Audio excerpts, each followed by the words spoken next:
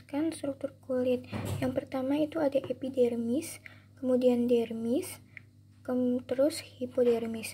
Nah, di epidermis ini terdapat beberapa bagian. Ada corneum, lucidum, granulosum, spinosum, dan basal.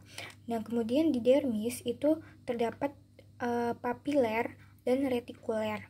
Dan di hipodermis terdapat sel-sel lemak yang menyimpan lemak dan energi.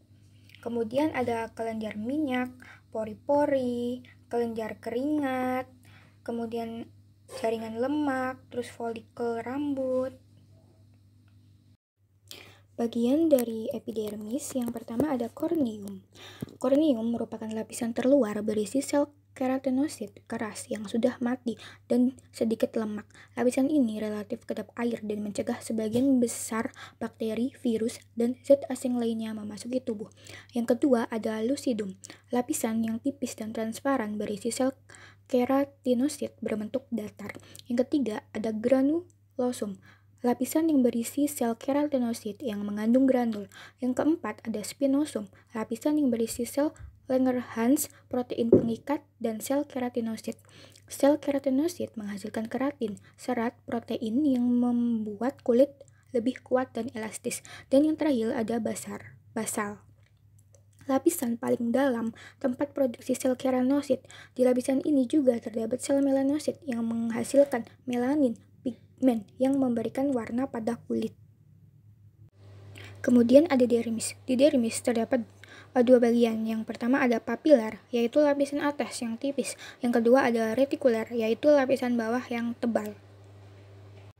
Lalu ada hipodermis. Di hipodermis ini terdapat sel-sel lemak yang menyimpan lemak dan energi.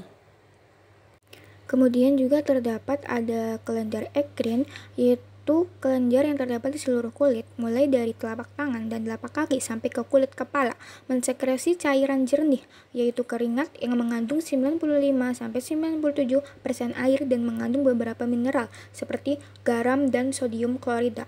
Kemudian ada kelenjar apokrin, terletak lebih dalam, sekresi lebih kental, hanya terdapat di daerah ketiak, puting susu, pusar, daerah kelamin, pubis, dan daerah sekitar dubur, yang menghasilkan cairan yang agak kental. Sel kelenjar ini mudah rusak dan sifatnya alkali sehingga dapat menimbulkan bau. Kelenjar ini aktif ketika usia dewasa dan habis melakukan aktivitas. Dan yang terakhir ada kelenjar minyak, terdapat di seluruh permukaan kulit kecuali di telapak tangan dan kaki, terletak di samping akar rambut.